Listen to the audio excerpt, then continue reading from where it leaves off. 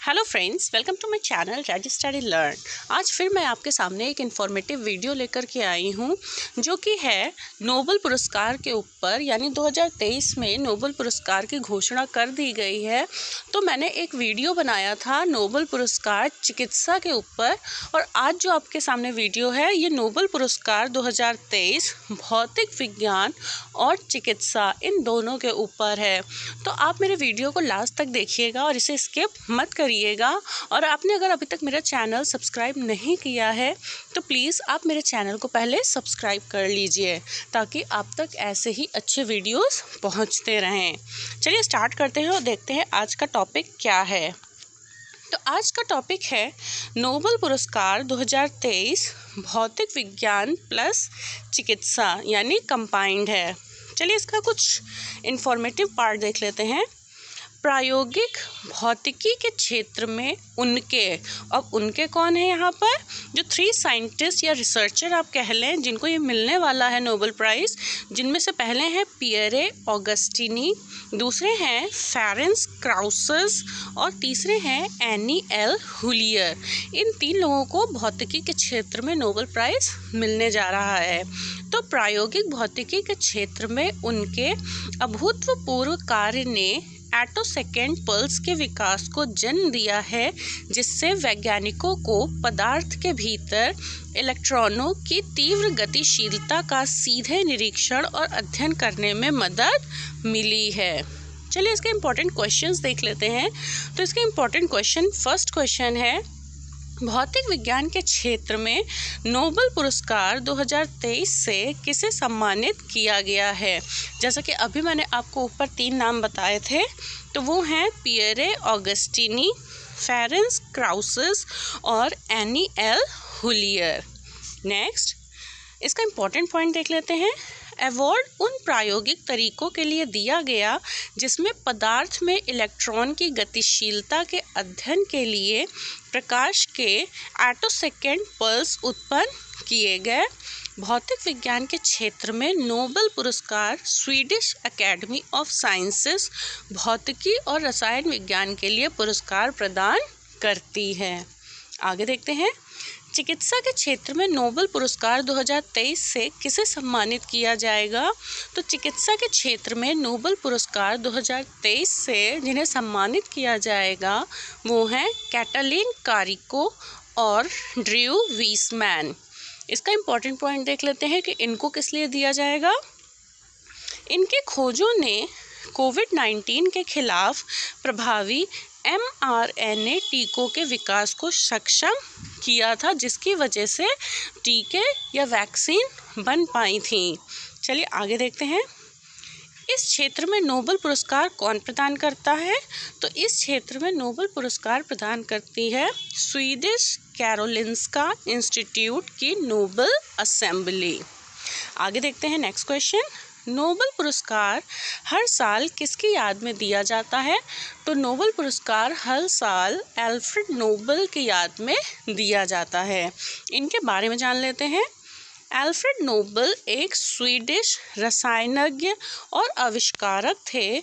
उन्होंने अपने जीवन काल में 355 आविष्कार को पेटेंट कराते हुए विज्ञान में कई महत्वपूर्ण योगदान दिए। और सबसे बड़ा इनका जो आविष्कार था जिसके लिए फेमस हुए थे वो था डायनामाइट नामक विस्फोटक का आविष्कार। ये नामक लिखा हुआ है। नेक्स्ट भौतिकी में नोबेल पुरस्कार जीतने वाला भारतीय कौन है। तो भौतिकी में जो नोबेल पुरस्कार मिला है वो मिला था चंद्रशेखर वेंकट रमन को 1930 में। नेक्स्ट भौतिकी में सबसे ज़्यादा नोबेल पुरस्कार किसने जीता है। तो भौतिकी में सबसे ज़्यादा नोबेल पुरस्कार जीता है जॉन बार्डीन ने। इसका इम्पोर्टेंट पॉइंट देख लेते हैं। 1956 और 1972 में 2 बार पुरस्कार जीतने वाले एकमात्र विजेता हैं।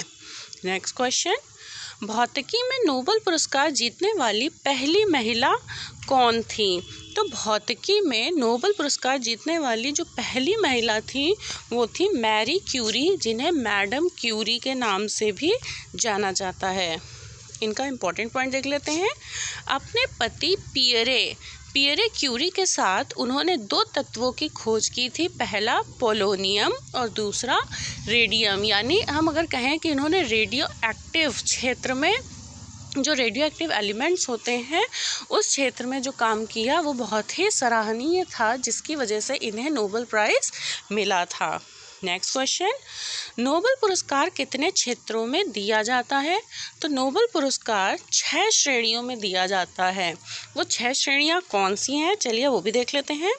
आर्थिक विज्ञान, जिसे हम अर्थशास्त्र भी कह सकते हैं, रसायन विज्ञान, साहित्य, शांति, भौतिकी और शरीर विज्ञान या फिर फिजियोलॉजी या फिर चिकित्सा। आगे देखते हैं, नोबेल पुरस्कार हर साल कब दिया जाता है? तो नोबेल पुरस्कार हर साल दिया जाता है 10 दिसंबर को। घोषणा अक्टूबर में हो जाती है, लेकिन जो अवार्ड दिया जाता है वो 10 दिसंबर को दिया जाता है। इसका इम्पोर्टेंट पॉइंट देख लेते हैं। नोबेल पुरस्कार के विजेताओं की घोषणा प्रतिवर्ष अक्टूबर में की जाती है। 10 दिसंबर को अल्फ्रेड नोबेल की पुण्यतिथि पर इसे दिया जाता है। नेक्स्ट क्वेश्चन, एक साल में कितने नोबेल पुरस्कार दिए जाते हैं? तो एक साल में 6 नोबेल पुरस्कार दिए जाते हैं, क्योंकि 6 श्रेणियां होती हैं तो हर एक श्रेणी का एक पुरस्कार होता है। इसका इम्पोर्टेंट पॉइंट देख लेते हैं। पुरस्कार की 6 श्रेणियां हैं, जिनमें से प्रत्येक प्रतिवर्ष दिए जाते हैं। ये रसायन विज्ञान, अर्थशास्त्र, साहित्य, शांति, भौतिकी या शरीर विज्ञान या चिकित्सा में उत्कृष्ट योगदान के लिए दिए जाते हैं। आगे देखते हैं, पहली बार नोबेल पुरस्कार कब दिए गए थे? तो पहली बार जो नोबेल पुरस्कार दिए गए थे वो दिए गए थे 10 दिसंबर 1901 में। इसका इम्पोर्टेंट पॉइंट देख लेते हैं। पहला नोबेल पुरस्कार 1901 में प्रदान किया गया था। उस वर्ष का शांति पुरस्कार फ्रांसीसी फ्रेडरिक पैसी और स्विस जीन हेनरी डूनेंट के बीच साझा किया गया था। नेक्स्ट क्वेश्चन, चिकित्सा के क्षेत्र में नोबेल पुरस्कार कौन प्रदान करता है? तो चिकित्सा के क्षेत्र में नोबेल पुरस्कार प्रदान करते हैं कैरोलिंस्का इंस्टीट्यूट, जो कि स्वीडन में है। नेक्स्ट, रसायन विज्ञान, भौतिक विज्ञान और अर्थशास्त्र में नोबेल पुरस्कार कौन प्रदान करता है? तो रसायन विज्ञान, भौतिक विज्ञान और अर्थशास्त्र में नोबेल पुरस्कार the royal Swedish academy of sciences, जो कि स्वीडन में है, ये प्रदान करते हैं।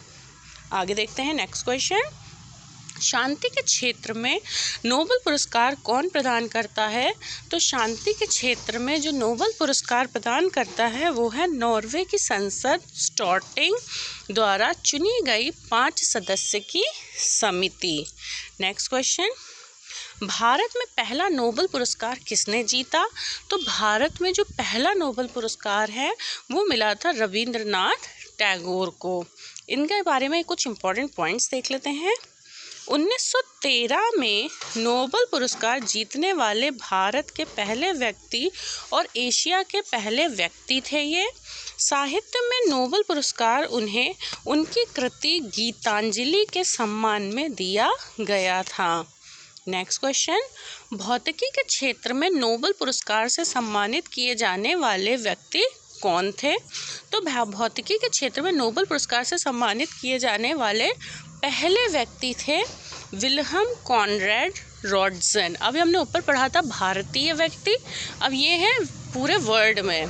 तो विल्हम कॉनरेड रॉड्सन को एक्सरे की खोज के लिए 1901 में भौतिकी के क्षेत्र में नोबेल पुरस्कार मिला था।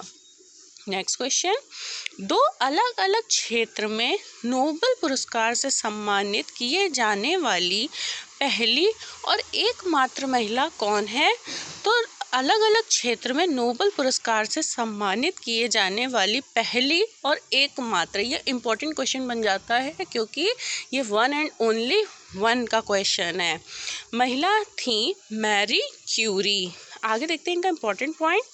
मैरी क्यूरी को 2 बार भौतिकी में 1903 का नोबेल पुरस्कार और रसायन विज्ञान में 1911 का नोबेल पुरस्कार से सम्मानित किया गया, यानी इन्हें 2 बार फिज़िक्स और 1 बार केमिस्ट्री में नोबेल प्राइज़ मिला।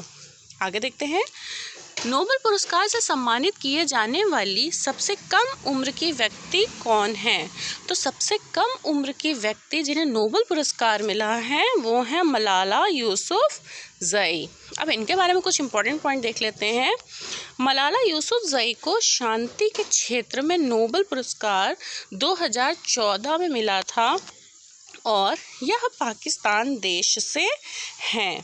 नोबेल पाने वाले सबसे उम्रदराज व्यक्ति जॉन गुडएनफ, जो कि 97 साल में उनको मिला है, वो हैं, जैसे कि अभी आपने देखा कि सबसे कम उम्र में मलाला यूसुफ़ज़ई और सबसे ज़्यादा उम्र में जॉन गुडएनफ। आगे देखते हैं, यह अमेरिकी वैज्ञानिक हैं और जर्मनी देश के हैं। 2019 में इनको रसायन विज्ञान के क्षेत्र में नोबेल पुरस्कार मिला था। नेक्स्ट क्वेश्चन, नोबेल शांति पुरस्कार से सम्मानित किए जाने वाली पहली भारतीय महिला कौन थी? तो पहली भारतीय महिला थी मदर टेरेसा। इनका नाम कौन नहीं जानता, इनका काम कौन नहीं जानता, तो इनको मदर टेरेसा को नोबेल शांति पुरस्कार से सम्मानित किया गया था और ये पहली भारतीय महिला थी। आई होप आपको मेरा ये वीडियो इन्फॉर्मेटिव लगा होगा और अगर आपको चिकित्सा संबंधी नोबेल पुरस्कार के बारे में ज़्यादा जानना है तो आप प्लीज़ मेरे चैनल पे जाइए। वहाँ पर मैंने चिकित्सा के ऊपर नोबेल पुरस्कार जो दिए गए हैं पूरा एक वीडियो बनाया है और उसमें कुछ अलग से इन्फॉर्मेशन भी दी है, तो आप उसे देख सकते हैं। आई होप आपको मेरा वीडियो अच्छा लगा है और अगर आपको मेरा वीडियो अच्छा लगा है तो प्लीज़ आप मेरे चैनल को सब्सक्राइब करिए, मेरे वीडियोस को लाइक करिए और इसे शेयर करिए। And thanks for watching.